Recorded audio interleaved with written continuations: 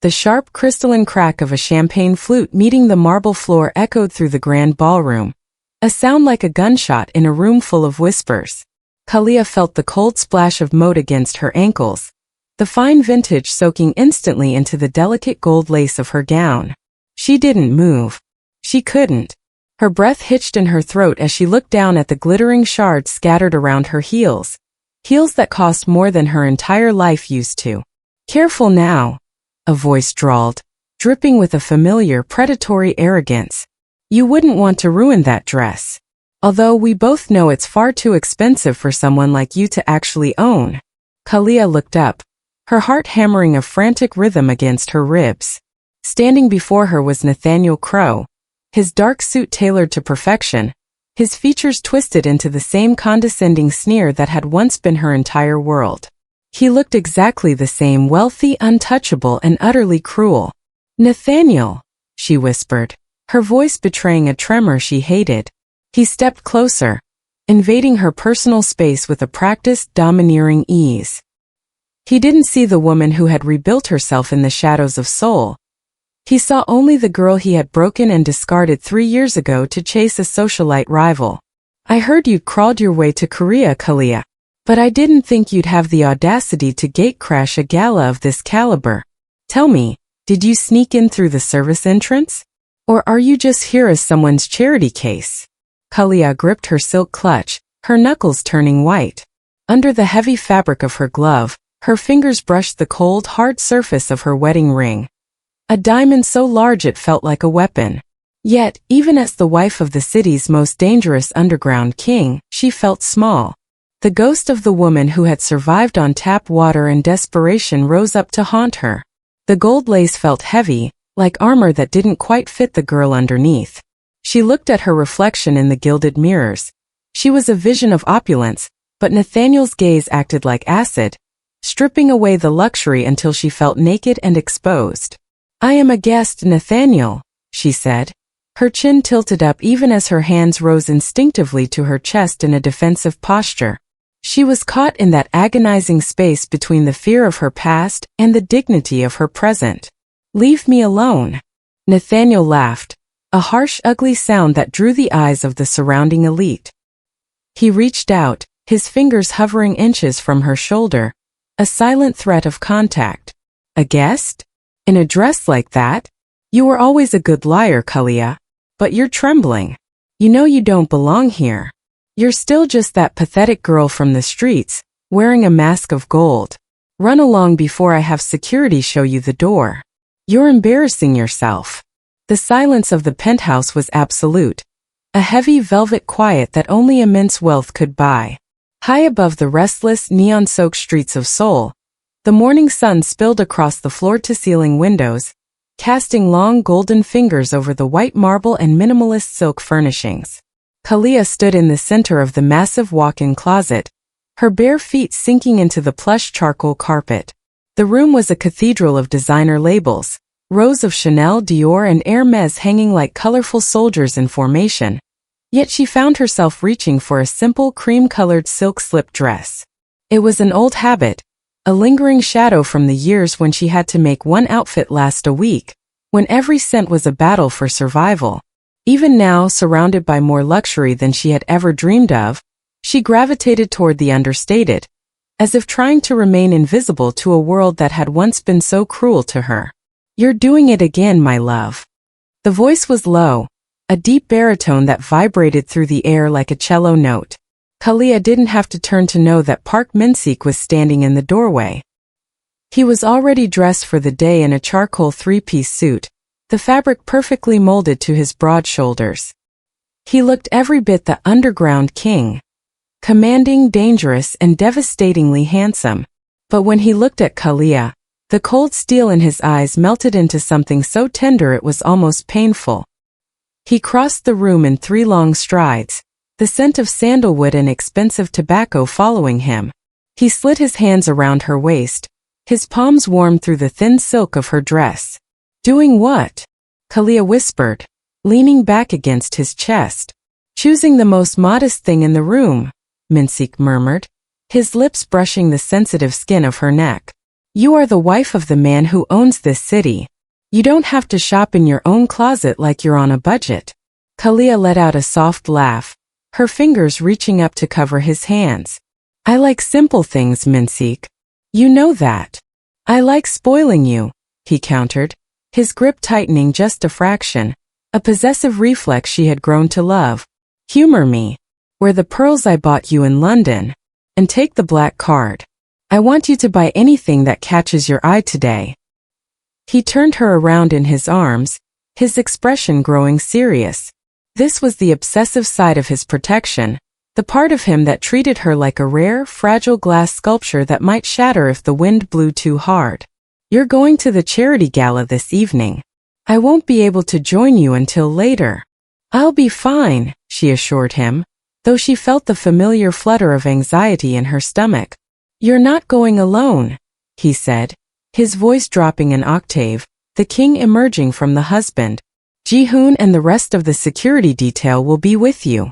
They will maintain a discreet distance, but they are not to leave your side. Not for a second. Minseok, it's a charity gala for the school, she protested gently. I don't need an army. You need whatever I say you need, he said, his jaw tightening. It was non-negotiable. He knew the enemies he had made to build his empire, and he knew that she was his only true weakness, the one piece of his heart he had left exposed. He cupped her face, his thumbs tracing the line of her cheekbones with reverent care. I spent too long searching for someone like you to let anything happen to you now. You are my peace, Kalia, and I will burn this city to the ground to keep that peace intact.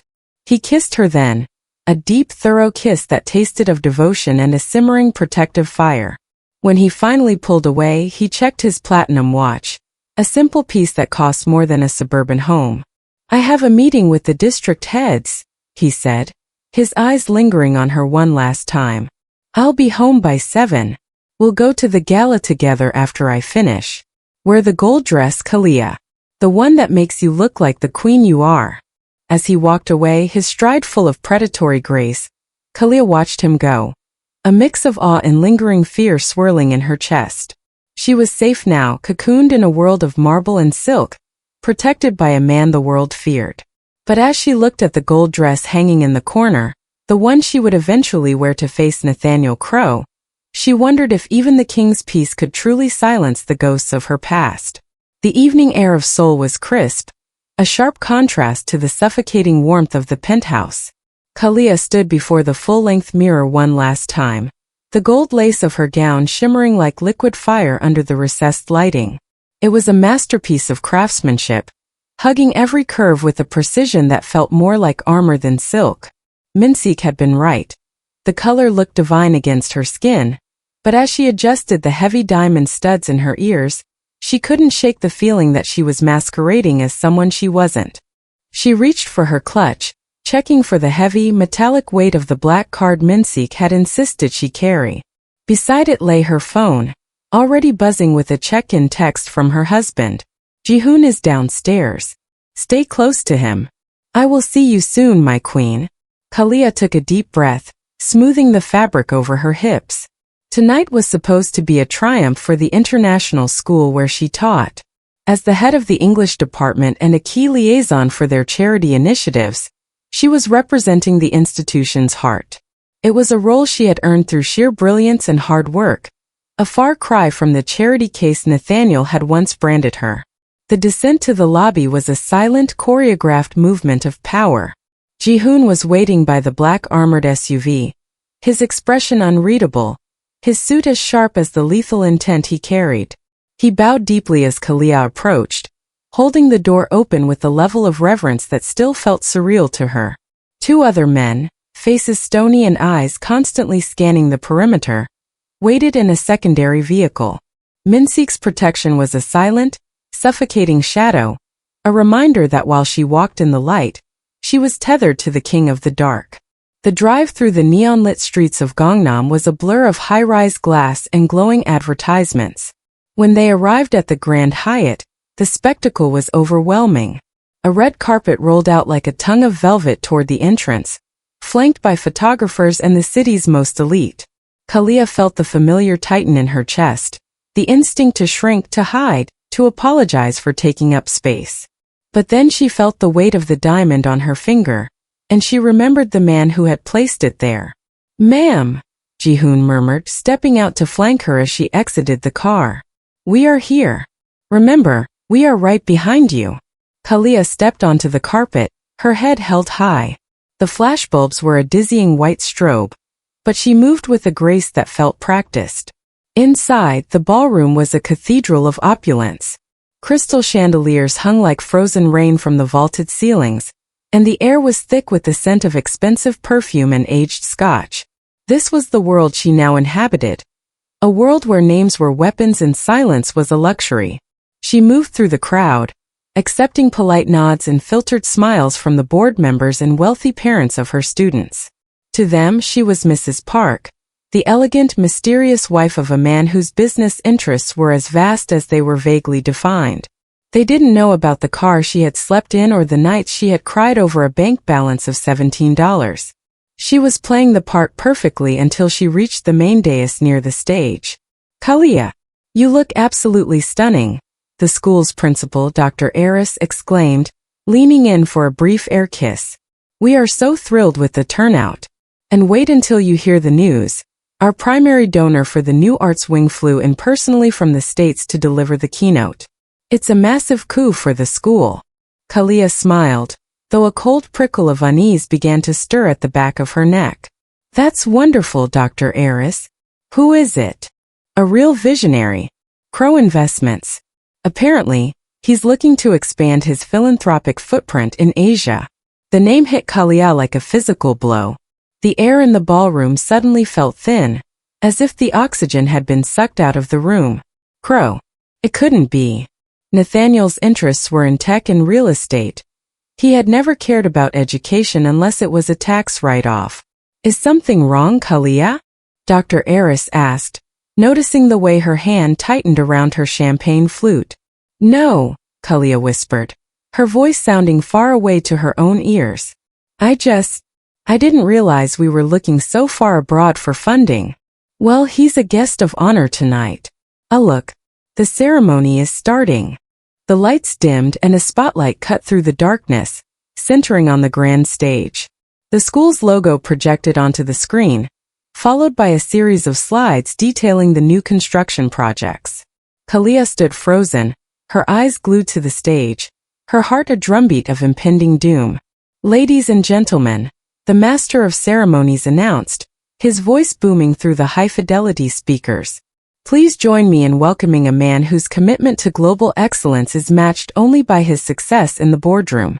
From the United States, our guest of honor, Mr. Nathaniel Crowe." The applause was thunderous.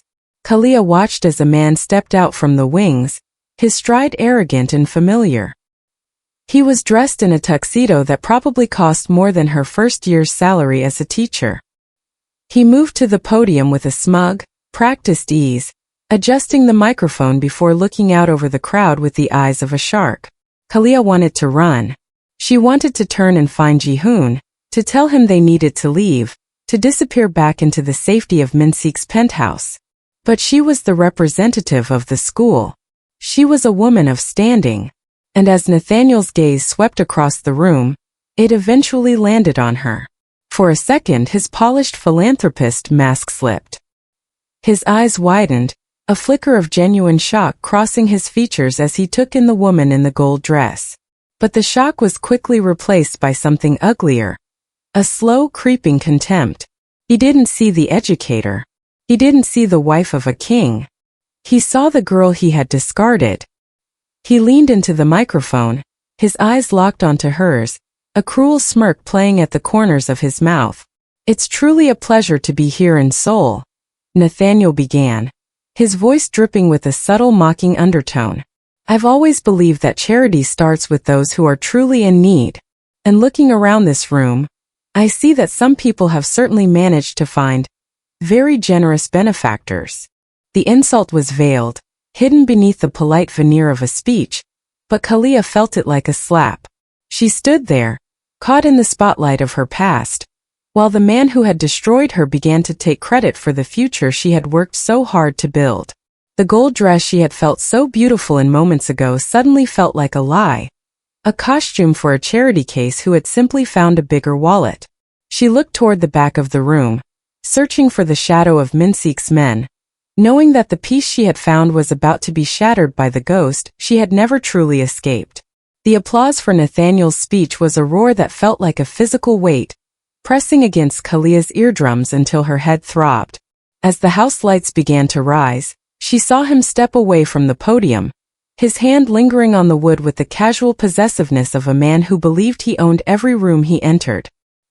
He began to descend the stairs, shaking hands with board members and laughing with the very people Kalia had spent months convincing to care about her students. She couldn't stay here. The gold lace of her gown, once a shimmering testament to her rebirth, now felt like a gilded cage. Every eye that turned toward her felt like a judge, searching for the charity case Nathaniel had so expertly alluded to. She turned, her movements stiff and mechanical, and began to weave through the clusters of tuxedoed men and silk-clad women toward the high-arched exits leading to the terrace. She nearly made it to the cool, midnight air of the balcony when a dark shadow stepped into her path. Going somewhere so soon, Kalia? The night is just beginning. Nathaniel stood between her and the glass doors, a flute of champagne in one hand and the other tucked into his trouser pocket. He moved with a practiced predatory grace, shifting his weight just enough to ensure that whichever way she turned, he was there. A solid, immovable wall of the past. "Nathaniel," she said, her voice tighter than she intended. "Move aside. I'm going out for air." He didn't move. Instead, he leaned in, his eyes raking over her with a clinical, mocking intensity that made her skin crawl. He took a slow sip of his drink, his gaze never leaving her face. "You've certainly learned how to play the part," he drawled, his voice a low, private hiss underneath the swell of the orchestra's music. "The hair, the diamonds, the way you hold that glass. It's almost convincing. If I didn't know exactly what was underneath all that gold leaf." "You don't know anything about me anymore," Kalia snapped, her chin lifting in a desperate attempt to reclaim the sovereignty Minseok had spent months building within her. Nathaniel let out a sharp, dry laugh that didn't reach his eyes. He reached out, his hand moving with a suddenness that made her flinch. He didn't touch her skin, but he caught the heavy, intricate lace of her sleeve between his thumb and forefinger, rubbing the fabric as if testing its quality.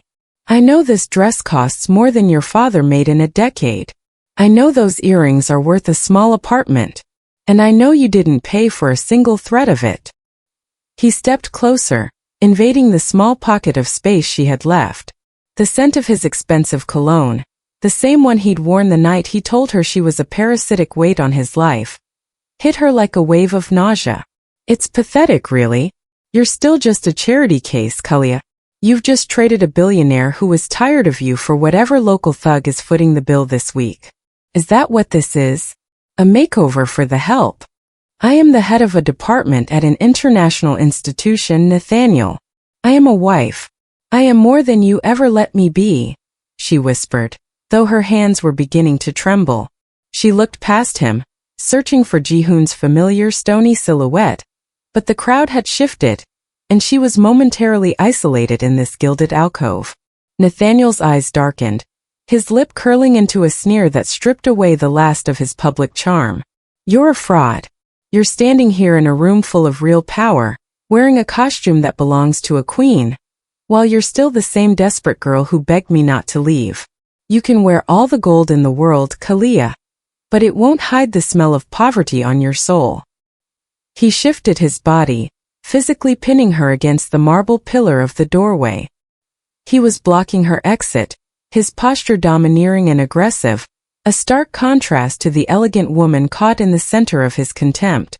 "Tell me," he whispered, his face inches from hers, "does your husband know he's just buying a used, broken thing? Or did you lie to him about your past the way you're lying to everyone in this ballroom?" Kalia's heart was a trapped bird, battering itself against her ribs. She was caught between the instinct to shrink, the old familiar urge to apologize for her existence, and the rising cold fury of a woman who had been loved by a king. She felt the diamond wedding ring beneath her glove, a cold promise of a power Nathaniel couldn't possibly understand. "You think you're so high above me," she said, her voice gaining a sudden icy clarity. "But you're the one standing in a room you didn't build, Nathaniel. You're the one who has to insult a woman to feel like a man. My husband doesn't just pay my bills. He owns the very air you're breathing right now. And if I were you, I'd be very careful about how much of it you use to insult his wife." Nathaniel's sneer didn't waver, but a flicker of something, uncertainty perhaps, crossed his features before his arrogance surged back. "Threats? How quaint. You really have gone native, haven't you? Let's see how long your protector lasts when the real security realizes you're a gatecrasher." He didn't move, his body still a barrier between her and the light, his contempt a suffocating shroud. Kalia looked at him, truly looked at him, and realized that while she was wearing gold, he was the one who was hollow. But the fear remained, a bitter taste in the back of her throat, as she waited for the moment the shadow of her past would finally be eclipsed by the shadow of her husband. Nathaniel's presence was a physical weight, a remnant of a past life that Kalia had tried so desperately to bury under layers of silk and marble. He stayed rooted in place, his body a barrier that smelled of expensive scotch and unearned confidence. His eyes narrowed as if he were trying to find the cracks in her gold-leafed armor. He was so convinced of his own dominance that he didn't notice the sudden change in the ballroom's atmosphere. He didn't see the way the light seemed to dim at the edges of the alcove, or how the surrounding guests were quietly, instinctively drifting away, sensing a predator in the water. But Kalia felt it. It was a coldness that didn't come from the air conditioning, but from a familiar lethal efficiency that followed her husband like a shadow. Behind Nathaniel's left shoulder, a man appeared out of the crowd. He didn't run, he didn't shout. He simply materialized. Ji-hoon stood perfectly still, his hands clasped loosely in front of him, his face a mask of carved stone. Two other men, equally silent and dressed in identical razor-sharp black suits, positioned themselves at the other exits of the alcove. They didn't reach for weapons, but their posture, the slight cant of their shoulders, the way their eyes scanned Nathaniel's vitals, made the billionaire's aggressive stance look like a child playing with fire. "You really should have stayed in the States, Nathaniel," Kalia said, her voice dropping to a whisper that felt like ice. "Why?" "Because you've found some local muscle to keep the riffraff away." Nathaniel sneered, glancing over his shoulder with a dismissive flick of his eyes. He saw Ji-hoon, but he only saw a servant. He saw a suit. He didn't see the man who had survived 3 turf wars before he was 25. "I've dealt with security guards before, Kalia. They're all the same. They work for the highest bidder. Maybe I'll offer them double whatever your boyfriend is paying to just walk away, and let us finish our conversation." Ji-hoon didn't blink. He didn't even acknowledge Nathaniel's existence. His eyes remained fixed on Kalia, waiting for the only signal that mattered. Suddenly, Kalia's silk clutch vibrated. The sound was a low rhythmic hum that seemed to cut through the swell of the orchestra music. Nathaniel's lip curled. "Go ahead. Answer it. Is it him? Is it the king calling to make sure his investment hasn't run away?" Kalia's fingers were steady as she reached into the bag and pulled out the slim, obsidian-colored phone. The screen didn't show a number. Only a single stylized character that meant protection. She pressed the phone to her ear. The ballroom seemed to go silent. It wasn't that the music had stopped, but rather that the gravity in the room had shifted, centering entirely on the small device in Kalia's hand. "Minseok," she said softly. "Are you hurt?" The voice was a low, deadly rasp that seemed to vibrate through the very air around them. It wasn't a question asked out of worry. It was a question asked to determine the level of wreckage that would follow. It was so loud, so resonant that Nathaniel, standing inches away, heard the cold edge of it. The color began to drain from his face, his smug expression flickering like a dying candle. "I'm fine," Kalia replied, her eyes locked onto Nathaniel's. "But Mr. Crowe is having trouble finding the exit. Put him on speaker." The command was absolute. Kalia slowly lowered the phone, her thumb grazing the screen. The voice that emerged from the device was no longer just a baritone. It was the sound of a city's judgment. Mr. Crowe, Minseok's voice filled the alcove, cold and eerily calm. You are currently standing in a building I own, breathing air I allow you to have, and speaking to the only thing in this world I value more than my own life. My security team is currently counting the seconds until I give them a reason to stop being polite. I suggest you use those seconds to remember what it feels like to walk on your own 2 feet, because if you are still in my wife's presence when my car reaches the front gates, you will never walk again. The line went dead. The silence that followed was absolute. Nathaniel stood frozen, his hand still holding his champagne flute, but the glass was trembling so violently that the liquid began to slosh over the rim. He looked at Ji-hoon, and for the first time he saw the death in the man's eyes. He looked at the 2 enforcers flanking the doors, and he realized they weren't there to protect Kalia from him. They were there to hold him in place until the king arrived to finish him. The charity case was gone. In her place stood a woman backed by an empire of shadows, and Nathaniel Crowe had just realized he was the one begging for mercy. The silence Nathaniel had left in the wake of the phone call was heavier than any sound the orchestra could produce. He stood paralyzed, the champagne flute in his hand rattling against his signet ring with a frantic metallic chatter. The liquid inside, the same vintage he had used to mock Kalia moments before, now seemed to mock him, sloshing over his trembling fingers. He looked at Ji-hoon, hoping to see a flicker of hesitation, but the security chief remained a statue of lethal intent, his gaze fixed on a point just past Nathaniel's ear, waiting for the arrival of his master. Outside the grand arched windows of the Hyatt, the night was suddenly pierced by a rhythmic mechanical thrum. It wasn't the sound of city traffic. It was the synchronized roar of a motorcade. A line of black armored sedans swept into the circular drive with the precision of a military strike, their headlights cutting through the gala's soft ambience like searchlights. The guests near the windows began to murmur, their curiosity quickly turning into a hushed, reverent dread. They knew that sound. They knew the weight of the air when the King of Seoul decided to claim a room. The massive oak doors of the ballroom didn't fly open. They were pulled wide by 2 waitstaff who bowed so low their foreheads nearly touched the carpet. Park Minseok stepped into the threshold, and the ballroom went cold. He didn't wear the flashy opulence of the men currently filling the room. He wore a midnight black overcoat over a suit so dark it seemed to absorb the light of the crystal chandeliers. He didn't move with haste. His gait was a slow, deliberate prowl, the sound of his handmade Italian Oxford striking the marble floor with a terrifying rhythmic finality. Behind him, 4 more men in black suits followed in a disciplined diamond formation, their faces devoid of emotion, their eyes scanning the crowd with a predator's focus. The reaction was instantaneous. Dr. Eris, the school board members, and the billionaires who had been laughing with Nathaniel only minutes ago didn't just move aside. They recoiled. Men who controlled half of Korea's tech industry instinctively lowered their heads, their spines curving into bows of deep, survivalist respect. This was not a business associate. This was the man who kept the engine of the city running in the dark. Minseok ignored them all. He didn't look at the gala's displays or the expensive floral arrangements. His eyes were locked on the small gilded alcove where Kalia stood. As he approached, the crowd parted like a sea of silk and wool. The space around Nathaniel and Kalia became a vacuum. Nathaniel's breath hitched, a soft, pathetic wheeze as he realized that the local thug he had imagined was the man currently making the wealthiest people in the country tremble. He tried to take a step back, but his heel caught on the edge of a rug, and he stumbled, nearly falling against the marble pillar he had used to pin Kalia only moments before. Minseok stopped 3 feet away. The air around him seemed to vibrate with a suppressed, violent energy.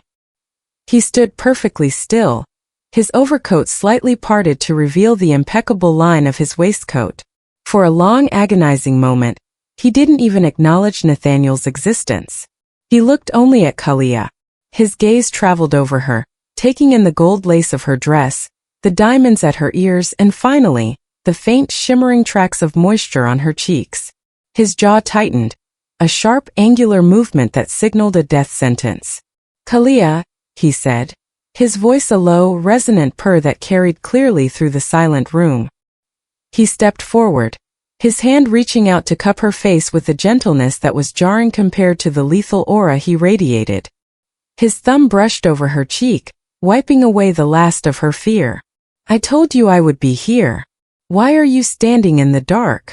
Minseok, she whispered, her voice finally finding its strength. She leaned into his touch, the warmth of his hand anchoring her to the present, erasing the cold ghost of Nathaniel's contempt. Only then did Minseok turn his head. It was a slow mechanical movement, like a predator shifting its focus to a secondary, less significant prey. He looked at Nathaniel Crowe, and the temperature in the alcove seemed to drop another 10 degrees. Minseok's eyes were not angry. They were black and empty, the eyes of a man who had seen the end of many worlds and was currently deciding the fate of this one. Nathaniel tried to speak, his mouth opening and closing like a fish out of water, but no sound came out. The billionaire who had spent his life branding others as charity cases was now the most pathetic thing in the room. A man stripped of his pride, his power and his breath, staring into the face of a king who was looking at him as if he were nothing more than a stain on the floor. So, Minseok said, his voice dropping to a deadly whisper. This is the man who thinks my wife is a project. This is the man who thinks he can speak to a queen while standing in the dirt. He took one step closer to Nathaniel, and the billionaire's knees finally buckled. The air in the alcove was thick with a silence so heavy it felt tangible, a suffocating shroud that Nathaniel Crowe was currently drowning in. Minseok didn't move, didn't breathe, his hand still cupping Kalia's face as if she were the only thing anchored to the earth. His dark eyes, usually as unreadable as the midnight sea, were now turbulent with a silent, terrifying promise of wreckage. Tell me everything, Minseok murmured, his voice so low it was meant only for her, yet it carried the weight of an ultimatum. Tell me why this ghost thinks he has the right to haunt you. Kalia took a ragged breath, the gold lace of her gown rustling against the marble pillar.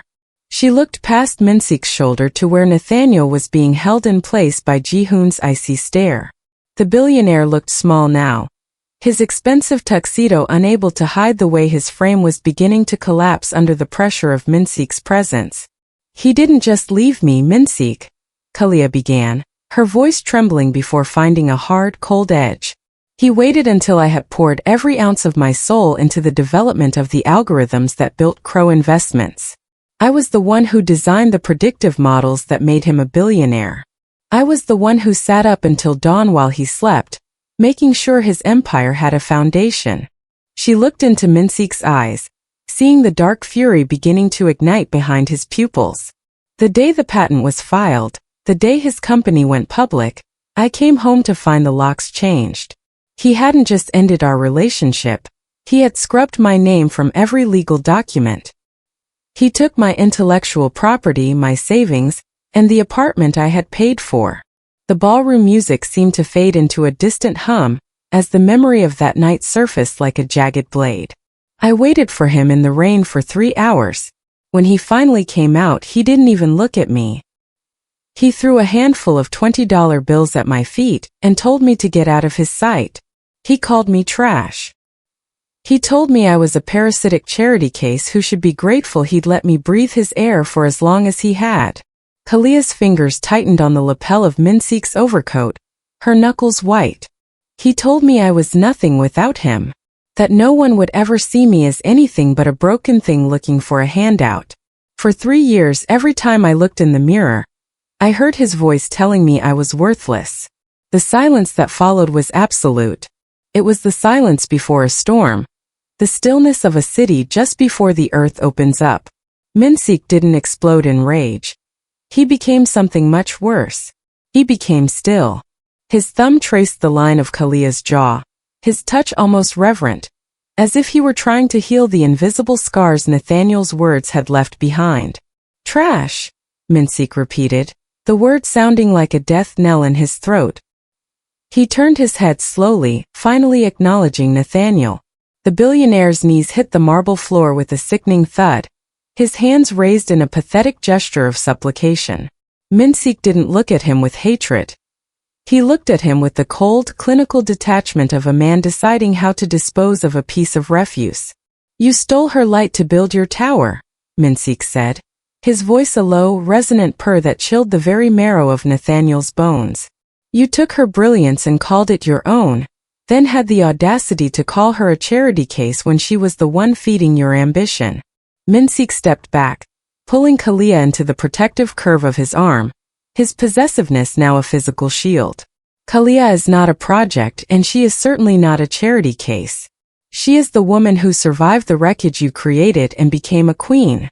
And you, Mr. Crowe, are about to learn that when you steal from a queen, the king does not just ask for restitution. He takes everything until you have nothing left but the dirt you tried to bury her in. Nathaniel tried to speak, but only a soft, broken whimper escaped his lips. Kalia watched him, and for the first time in 3 years the voice in her head, the one that sounded like Nathaniel, went silent. She wasn't the girl in the rain anymore. She was Kalia Rue Sinclair, and her husband was about to show the world exactly what happened to anyone foolish enough to call his wife trash. The ballroom had become a tomb of gilded silence, the only sound the frantic, wet gasps of Nathaniel Crowe as he collapsed further into himself on the marble floor. Minseok did not offer him the mercy of a look. Instead, he reached into the inner pocket of his charcoal waistcoat and withdrew a slim, obsidian-colored phone. The device seemed to hum with the same lethal potential as the men standing guard at the perimeter. Minseok's fingers moved with a terrifying rhythmic precision. He didn't dial. He simply tapped a single icon. When he spoke, his voice was devoid of heat, a low mechanical rasp that carried the weight of a final judgment. It's time, Minseok said, switching to English so that every word would cut into Nathaniel like a scalpel. Crowe Investments. Execute the short position on the opening bell. Every share we hold, every derivative, dump it. And notify our partners in London and Tokyo.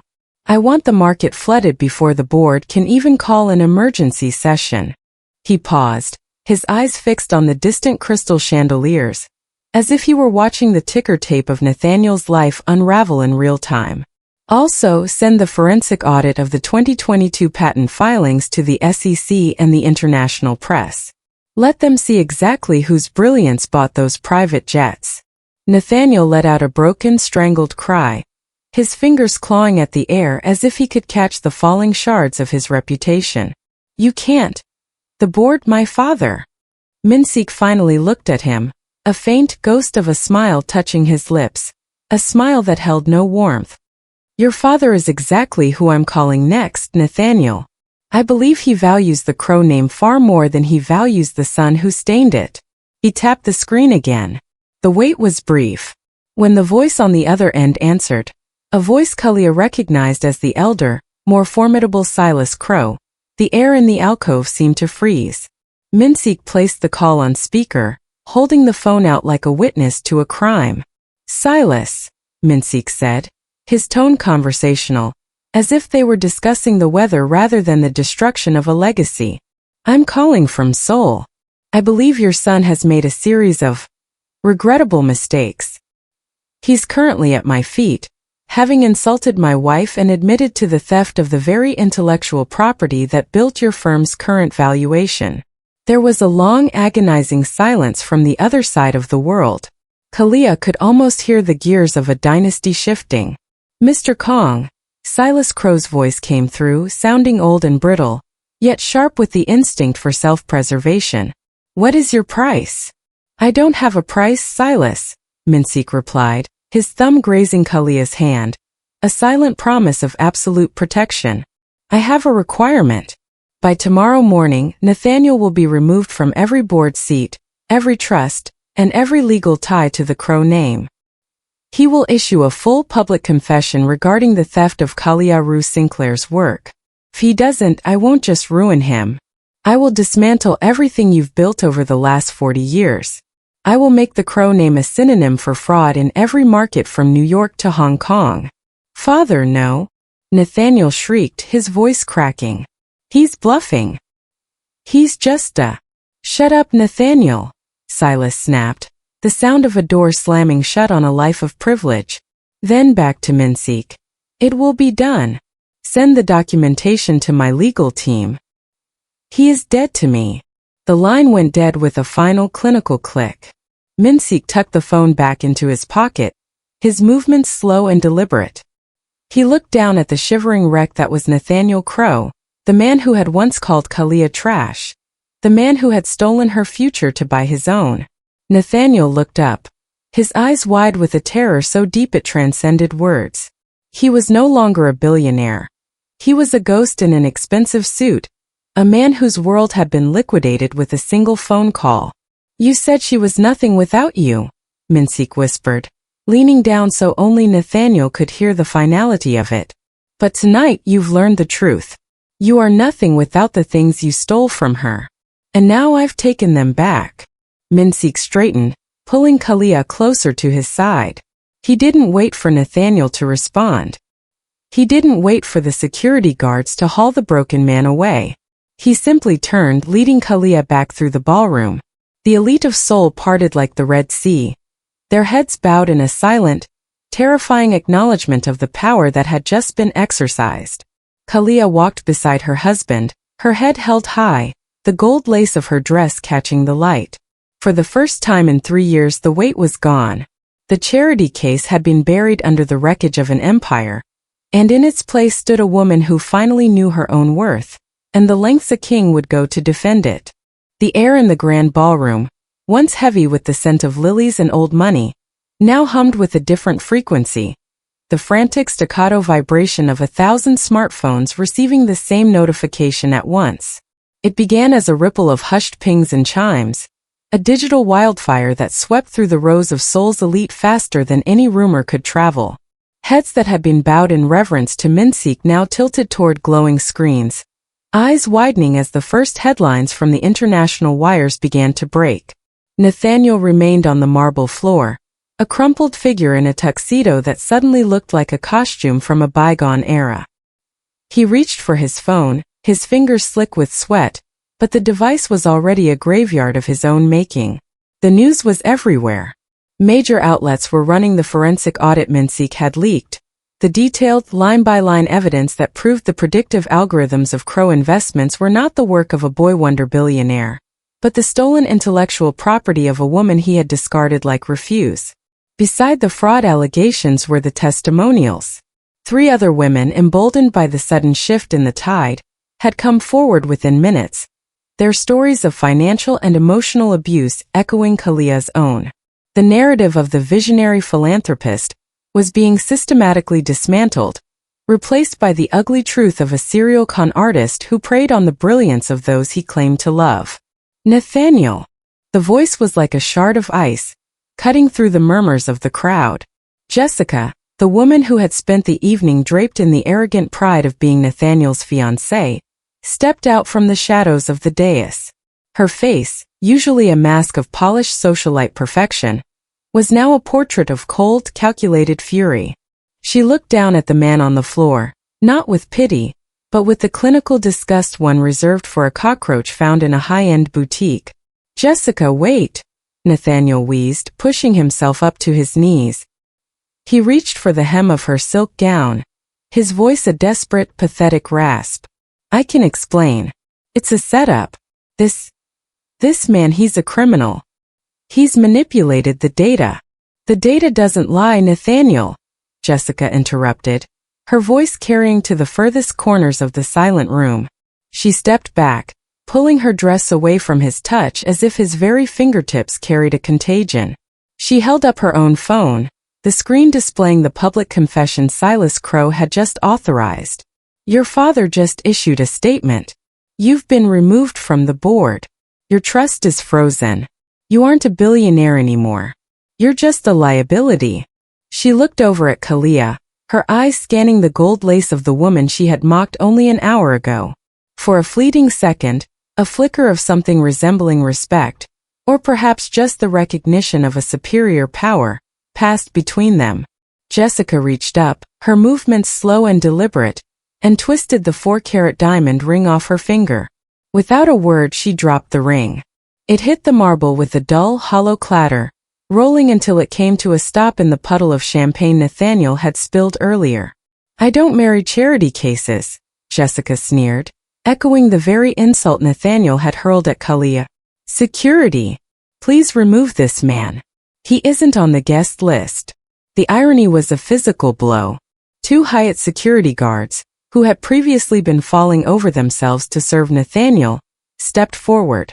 They didn't offer the polite assistance given to a guest who had had too much to drink. They gripped him by the shoulders, hauling him to his feet with a rough, unceremonious efficiency. Nathaniel looked around the room, searching for a single friendly face, a single person who would stand by him.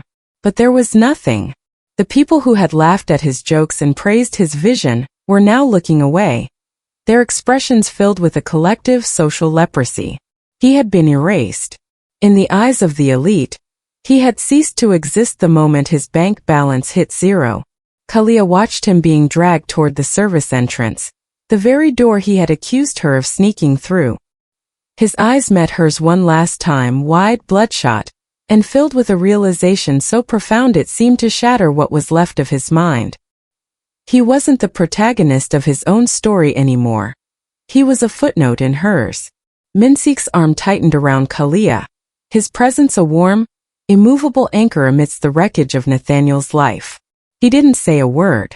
He didn't need to.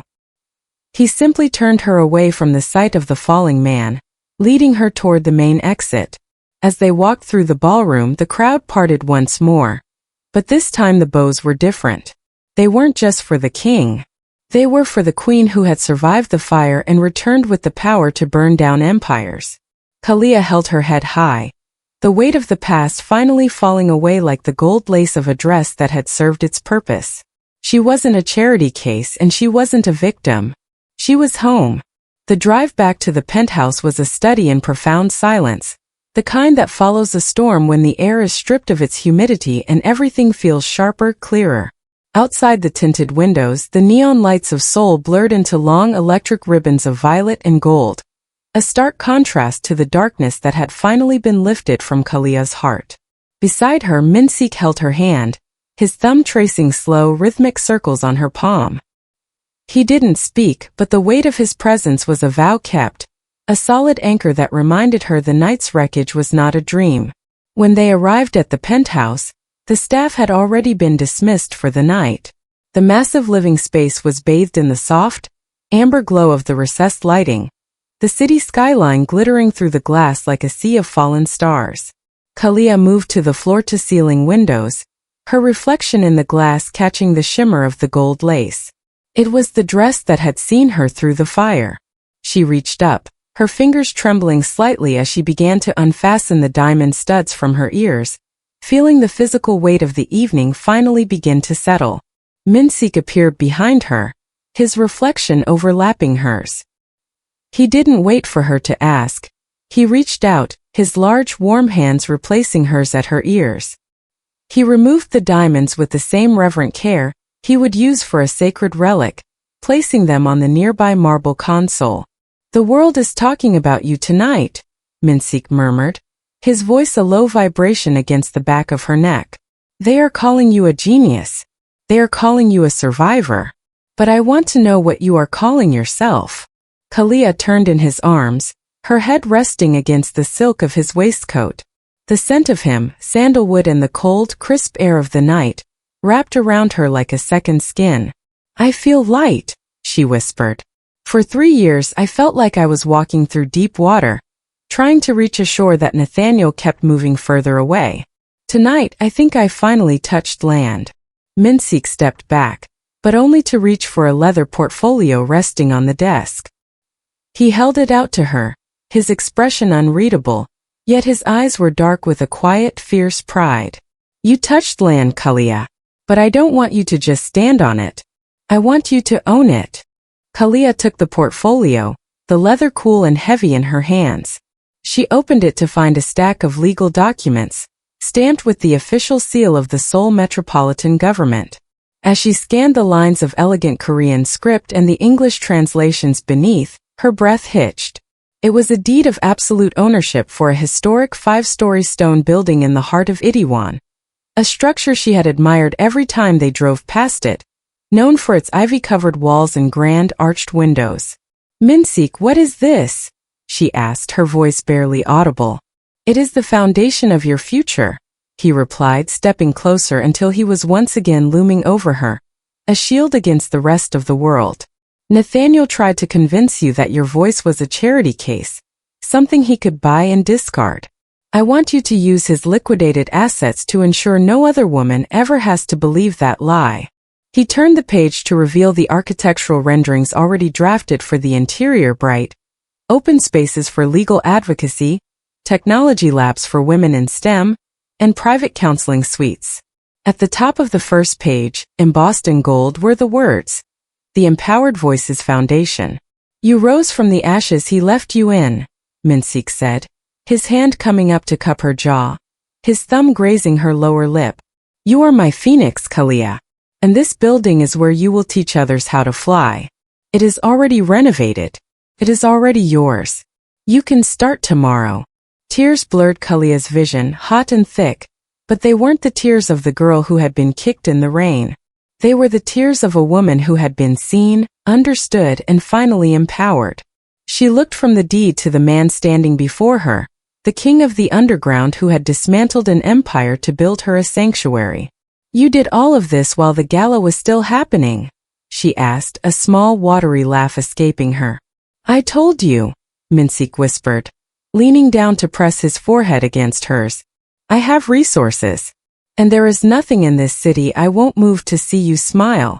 Kalia pulled him into a kiss, a deep, desperate declaration of everything she couldn't put into words. The gold lace of her dress pressed against his suit, the past and the present finally merging into a future that belonged entirely to her. She was no longer a footnote in someone else's story.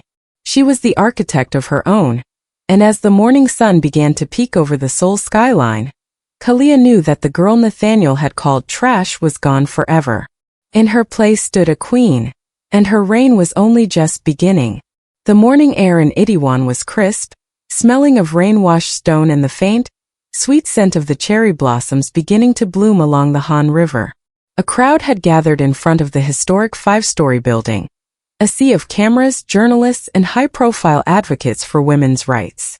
But this time the flashbulbs didn't feel like a dizzying intrusion. They felt like witnesses to a rebirth. Kalia stood at the top of the stone steps, her hand resting lightly on the velvet ribbon that stretched across the grand entrance. She wasn't wearing the gold lace gown of the gala. Today she wore a tailored power suit in ivory silk, the lines sharp and the fit impeccable. It was a suit that commanded respect, a garment that didn't hide her but projected the woman she had become. Behind her, framed by the arched doorway, stood the staff of the Empowered Voices Foundation, legal experts, tech mentors, and counselors she had handpicked to ensure that no other woman in Seoul would ever have to feel the crushing weight of being trash. Minseok stood a few paces back, leaning against one of the ivy-covered pillars. He was dressed in his signature dark suit, his presence as formidable as ever, but he remained in the background, a silent sentinel of shadow. He wasn't the face of the foundation. He was the iron that reinforced its walls. When their eyes met, he offered her a single slow nod of encouragement. He had given her the building and the resources, but he had let her build the soul of it herself. Kalia stepped forward toward the microphone, her voice clear and resonant, carrying over the hushed crowd. "For a long time," she began, her gaze steady, "I was told that my value was a gift given to me by others. I was told that without a specific name attached to mine, I was a charity case, a parasitic weight that deserved to be discarded when my usefulness was spent." She paused, and for a moment, the memory of the rain in New York and the cold marble of the Hyatt ballroom flickered in her mind. But the pain didn't bite anymore. It was just data. "The Empowered Voices Foundation is not here to provide charity," Kalia continued, her chin tilting upward. "It is here to provide justice. It is here to remind every woman who walks through these doors that her brilliance is her own, her future is her own, and no one, no matter how much wealth they wield, has the right to call her nothing. I was never a charity case. I was a survivor in wait. And today we make sure no one else has to wait alone." The crowd erupted into applause as Kalia took the silver shears and sliced through the ribbon. The silk fell away, and the doors to the sanctuary swung open. Later that afternoon, After the last of the dignitaries had left and the first 3 residents had been settled into their advocacy suites, Kalia retreated to her private office on the top floor. The room was bright, filled with the scent of white roses and the quiet hum of a high-tech workspace. She sat at her desk, looking out over the Seoul skyline, when her phone buzzed on the mahogany surface. It was an email from an unlisted address. Her heart didn't race. It didn't even skip a beat. She opened it with a calm, clinical curiosity. Kalia, the message began. The font was erratic as if written in haste. I'm in a motel in New Jersey. My father's lawyers have stripped me of everything. I can't even get a job in a mailroom. Everyone knows. They see your face on the news and then they look at me like I'm a ghost. Kalia, please. I'm sorry. I was wrong. I didn't mean what I said. I was just stressed. I know you're happy now, but I have nothing. Not even enough for next week's rent. For the sake of what we had. Help me. Just this once. I'm a charity case now, Kalia. Please. Kalia read the words twice. She looked for the anger she thought she'd feel, the satisfaction of seeing him broken, or even a lingering spark of the old pity. But there was nothing. Nathaniel Crowe was no longer a villain or a titan.